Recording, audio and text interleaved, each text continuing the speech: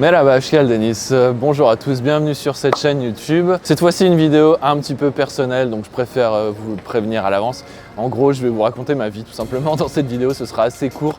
Mais voilà, j'ai eu pas mal de questions, notamment sur les réseaux, sur YouTube, sur Instagram. Des gens qui me posaient la question en fait, à savoir comment tu t'es installé en Turquie, combien ça t'a coûté au niveau du visa, au niveau du logement, la vie ici, etc., le job, enfin voilà, toutes sortes de choses qui vont dans mon train de vie ici. Donc voilà, je vais vous raconter vite fait ce qui s'est passé pour moi et ça va faire 2 ans maintenant que je suis ici, donc c'est parti. Tout d'abord, je voulais vous raconter vite fait donc comment je suis arrivé ici, comment je suis arrivé donc à Istanbul en Turquie. Ça faisait plusieurs années que je vivais à Paris, j'en avais marre de la ville, vraiment, j'en pouvais plus de vivre à Paris, ça faisait presque 5 ans et demi, 6 ans que j'y vivais. Et en parallèle de ça, j'allais très souvent en Turquie, c'est un pays que j'ai vraiment adoré. La première fois que j'y suis allé, c'était en 2017 je crois, et j'ai vraiment tout de suite aimé. Et ensuite le Covid, donc le Covid est apparu. À Paris, ça devenait vraiment insupportable de vivre là-bas avec les confinements. En plus de ça, il y avait ma coloc qui était partie, il fallait que je trouve quelqu'un pour la remplacer et je trouvais personne parce qu'il y avait le Covid, les confinements, bref, ça devenait une situation infernale. Et j'ai tout simplement décidé de vivre après ça, donc partir vivre à Istanbul en Turquie. C'était en 2021. Si je me souviens bien, le 5 février. D'ailleurs, à ce moment-là, quand je suis parti vivre à Istanbul, j'ai donc dû prendre un avion qui faisait Paris-Istanbul pendant le Covid. C'était assez compliqué, notamment à la douane. Parce que oui, à ce moment-là, à la douane, normalement, on pouvait partir de France qu'avec des motifs impérieux. Et le fait de déménager à l'étranger, c'était pas un motif impérieux d'après les douaniers. Mais heureusement, j'ai quand même réussi à négocier le tout avec un douanier qui était chauve dans mes souvenirs. Bref, il était assez courtois et il entendait ce que je lui disais, donc au final, il m'a laissé passer. Mais j'ai vraiment eu du pot de tomber sur ce mec-là parce que sinon je vais rester coincé en fait en France dans l'aéroport. Enfin, en tout cas, je restais coincé en France. Donc après, je suis arrivé en Turquie. J'ai mis, je dirais, 2 semaines à trouver un appartement. Et il m'embête, il veut pas que je fasse de vidéo lui. 2 semaines à trouver un appartement en faisant des recherches du style, dans un premier temps sur les sites internet. Le site Sahin Binden que je vous mets juste ici, là. C'est un site en fait qui répertorie... Aïe. Je te tiens. Donc je disais, c'est un site qui répertorie en fait tout ce qui est vente ou location d'appartements. C'est comme le Bon Coin en fait en France si vous voulez. Voilà, ça répertorie toutes sortes d'achats-ventes. C'est un site d'achat-vente en fait. Et sur Sahin Binden, je me souviens, je faisais pas mal de recherches. J'avais fait des visites de plusieurs appartements qui étaient vraiment pas dingues dans le centre-ville de Istanbul. Et après, ce que je me suis dit, c'est pourquoi pas faire la même chose qu'en France, à savoir tout simplement démarcher des agences immobilières. Le problème, c'est que je parle pas le turc, donc il fallait que je fasse ça avec des gens que je connais sur place qui sont turcs. Et là, par contre, ça a été beaucoup plus rapide, beaucoup plus simple, beaucoup plus efficace. J'ai fait plusieurs visites, mais il y a eu un appartement que j'ai trouvé assez rapidement. Ça m'a pris en tout et pour tout, donc comme je vous disais, aux alentours de 2 semaines. Et ensuite, j'étais dans mon premier appart à Istanbul. Suite à ça, je suis resté donc dans ce premier appart qui était un studio plutôt spacieux, agréable, confortable, aux alentours de 6 mois, je dirais. Et ensuite, dans le même immeuble où j'étais, je savais qu'il y avait une de mes voisines qui partait, qui laissait donc libre son appartement, et j'en ai profité pour en parler avec l'agence immobilière, le propriétaire, pour pouvoir emménager donc dans cet appartement qui était situé au même endroit que moi, au même étage, mais qui était un appartement bien plus spacieux. C'était un appartement qui faisait 65 mètres carrés. J'ai fait quelques vidéos d'ailleurs dans cet appartement, si vous voulez regarder dans mes anciennes vidéos YouTube, c'est probablement les premières vidéos que j'ai tournées là-bas sur place. Et dans ce nouvel appartement, je suis resté, je crois dans mes souvenirs, de septembre 2021 à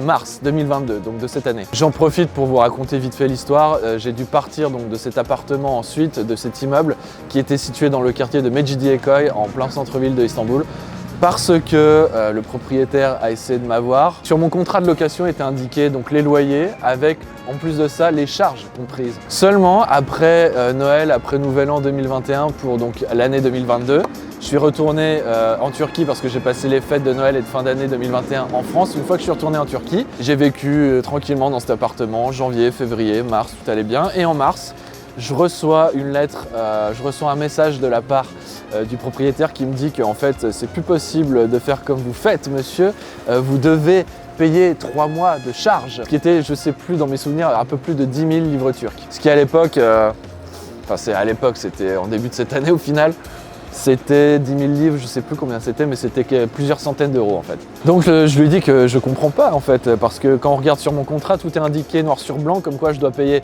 en plus de mon loyer les charges, tout est inclus. Donc là, il y a une douille. Et en fait, il m'annonce tout simplement, et de manière très calme, tranquille, de manière débonnaire, que bon, bah, vous voyez, monsieur, en fait, on a changé d'agence immobilière en décembre 2021 et on a oublié de vous prévenir. Et maintenant, votre contrat, en fait, il est caduc. Et ce qui fait que les termes ont changé. On a aussi oublié de vous le dire d'ailleurs. Et voilà, et maintenant, vous devez payer les 3 derniers mois de charges. Bien évidemment, on a oublié de vous prévenir, on vous prévient 3 mois en retard sur tout ça et maintenant vous devez payer une somme monstrueuse. Et en fait j'avais 3 choix qui me sont venus. Le premier c'était payer, mais je voulais pas payer autant, c'était vraiment du foutage de gueule. Le second choix c'était le poursuivre en justice. J'en ai parlé avec des amis à moi qui sont dans tout ce qui est la loi, dans tout ce qui est la justice, etc., le droit. J'ai une pote ici en Turquie qui est avocate, elle m'a dit tu peux tout à fait le poursuivre en justice, ce mec-là, il est vraiment dans l'illégalité. Si tu as un contrat qui stipule noir sur blanc que les charges elles sont dans ton loyer, bah voilà, c'est dans ton loyer, et ainsi soit-il. Ou alors le troisième choix qui s'offrait à moi, c'était le propriétaire qui me l'avait proposé, en fait, c'était de quitter les lieux sans payer. Et par contre, je devais faire vite. Et au final, je me suis pas pris la tête plus que ça. Je voulais pas commencer à lancer une procédure, à un truc qui prendrait des mois, peut-être des années, où je devrais y mettre de ma poche aussi, pour justement l'attaquer en justice. Donc, je suis parti. Et donc me voici maintenant ici dans ce nouvel appartement, ou plutôt dans cette nouvelle résidence qui est vraiment bien située donc dans le quartier de Beaumonti, pareil en plein centre-ville. Donc maintenant tout va pour le mieux et j'espère que j'aurai pu à gérer ce type de problème. Mais juste je vous parle de ça parce qu'en fait il y a énormément de gens qui se font avoir suite en fait à la monnaie qui se dévalue vachement en Turquie. Voilà, en fait le problème c'est que les propriétaires ils voient bien qu'il y a un appartement par exemple. Là j'ai fait le test il n'y a pas très longtemps. L'appartement que je paye actuellement, mon loyer, je le paye 7500 livres turcs. J'ai commencé à le payer, donc ce loyer-ci, j'ai commencé à emménager en mars de cette année. Là, j'ai regardé pour novembre de cette année, donc on est en novembre là, le loyer a doublé, il est à 14 000. Le loyer pour un appartement exactement comme le mien. Dans le même quartier, même surface, dans le même type de résidence, 14 000. Alors que la monnaie n'a pas plus dévalué que ça depuis mars, elle a un peu dévalué. On est passé, je crois, de 18,50 livres turcs à 19,20. Il y a une dévaluation nette, ok, mais c'est pas non plus x2, quoi. Il veut me mordre encore, il veut encore me mordre. Ah ça y est, il veut me mordre, Maintenant, je devais aussi vous parler du visa. Donc dans mes souvenirs, en tout et pour tout, le visa ici en Turquie, vous allez le payer à peu près 200 € dans mes souvenirs. Petit aparté aussi par rapport au visa, il faut savoir qu'une fois que je suis arrivé sur place, donc dans le pays en Turquie, le visa, j'avais 3 mois, je pouvais rester 3 mois en Turquie sans visa, sans rien, 90 jours. Et une fois les 90 jours passés, vous devez ensuite faire votre demande de visa. Si vous voulez par exemple un visa touristique, vous aurez 2 périodes, 6 mois ou 12 mois pour un visa. Et je préfère aussi prévenir, dans tous les cas, là, vu que ça a commencé il n'y a pas très longtemps, la crise ukrainienne avec les Ukrainiens, les Russes qui viennent en masse et les gens des pays arabes aussi, les pays du Golfe, ou par exemple l'Iran, la Syrie, etc. Beaucoup de gens viennent en fait en Turquie. Donc les demandes de visa touristique sont devenues assez complexes, assez compliquées, pas faciles à obtenir. Moi j'ai réussi à avoir un visa de 1 an parce que c'est un renouvellement. Et que j'avais déjà un visa juste avant. Mais pour une première demande de visa, je préfère vous prévenir d'emblée. Ça peut être un peu compliqué, ça peut être un peu complexe. Donc voilà, si vous avez quelque chose à retenir par rapport à ça, 90 jours en Turquie sans visa et ensuite 6 mois à 12 mois de visa pour un visa touristique. Après, les autres visas, je m'y connais un peu moins. L'assurance sur une année, moi, m'a coûté en tout cas au moment où j'ai dû payer 100 €. 100 € par-ci, 100 € par-là. 4 photos d'identité, 4 photos biométriques. Quoi d'autre ? Un justificatif de domicile. Vous devez aussi, alors il y a une histoire de notaire, vous devez payer le notaire, signer un papier comme quoi ça prouve que vous vivez ici, donc vous devez payer le notaire pour ça. Donc j'inclus ça dans la demande de visa parce que ça va finalement un peu avec. Et alors il y a eu un coup, je me suis fait avoir. Un coup j'étais allé chez le notaire et j'étais donc avec le notaire qui parlait pas l'anglais malheureusement, il parlait que le turc, mais j'avais des gens autour de moi qui étaient turcs donc ils m'ont fait la traduction. J'ai pas eu besoin de payer un traducteur. Par contre, la deuxième fois, parce que j'ai changé d'appart, comme je vous l'ai dit plusieurs fois, pour faire une nouvelle demande de visa, je suis passé par un nouveau notaire. J'ai dû refaire en fait la même procédure vu que j'avais changé d'appartement. Et j'ai pris un traducteur, en tout cas ils m'ont proposé, j'ai pas dit non, sans poser la question mais combien ça allait me coûter. Et dans mes souvenirs, ça m'a coûté, je crois, plus de 100 €, 150 balles je crois. Pour une traduction à la va-vite, en 5 minutes, c'était réglé. Bon, c'est vrai que je parle pas le turc, mais quand même, 150 balles, je crois que c'était plus de 100 €, facile. Essayez d'y réfléchir à 2 fois avant, ou au moins poser la question combien ça coûte, parce que moi, je me suis fait avoir. Ensuite, mon travail ici, mon travail, c'est sur internet. Je suis ce qu'on appelle un digital nomade, si mes souvenirs sont bons. Donc voilà, appelez-moi comme ça, à votre écoute. Donc effectivement, c'est super facile pour moi en fait, de vivre dans un pays à l'étranger et de vivre un peu comme je veux. On va dire que je suis un peu souple géographiquement. Donc voilà, j'ai choisi aussi la Turquie, Istanbul, parce que je connaissais bien avant d'y vivre. J'étais sûr de mon choix avant de m'y installer. Donc c'est ce que je devrais dire et ce que je devrais répéter à tous ceux qui veulent emménager quelque part ailleurs qu'en France, ailleurs qu'en Belgique, ailleurs qu'au Canada, pour ceux qui me regardent qui sont dans d'autres pays. Soyez sûr aussi de votre choix. Moi j'étais sûr du mien. J'avais vu ce pays énormément de fois, j'étais venu par le passé en vacances plein de fois, j'avais adoré, j'avais rencontré des gens super bien.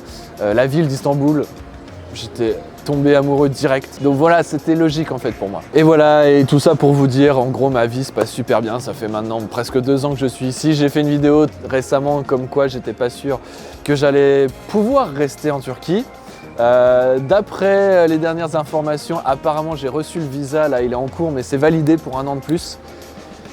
Ça m'enlève un poids, c'est pas plus mal, c'est très bien comme ça. Donc voilà, pour sûr, 1 an de plus ici en Turquie à faire des vidéos sur ce magnifique pays, sur cette magnifique ville de Istanbul. Continuez à me regarder, continuez à me soutenir si vous aimez mon travail, parce que ça va encore continuer.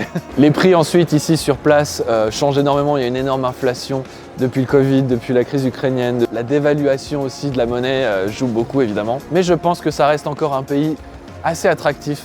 Notamment pour des gens qui sont comme moi, qui ont le même statut, la même situation, que ce soit professionnel ou personnel. Je trouve la ville d'Istanbul super bien. Si vous êtes quelqu'un qui a entre 20 et 35 ans, c'est une ville vraiment top, mais vraiment bien. Dites-moi dans les commentaires si vous avez des questions à me poser, si vous voulez savoir d'autres choses. Je vais y répondre, évidemment, je vous lis à chaque fois et je réponds à tous les commentaires que je reçois, que ce soit sur YouTube ou sur les autres plateformes. Donc n'hésitez pas, je commence à connaître bien le pays, je commence à avoir de bonnes notions et vous orienter du mieux que je peux ici, vu que ça fait quand même 2 ans que je suis sur place. Donc voilà, n'hésitez pas, si vous avez la moindre question, je suis là. En tout cas, merci de m'avoir regardé, likez, partagez la vidéo, abonnez-vous et activez la cloche, c'est très important pour le référencement de cette chaîne YouTube. Et je vous dis donc à samedi ou à mercredi pour une nouvelle vidéo. Gulé gulé.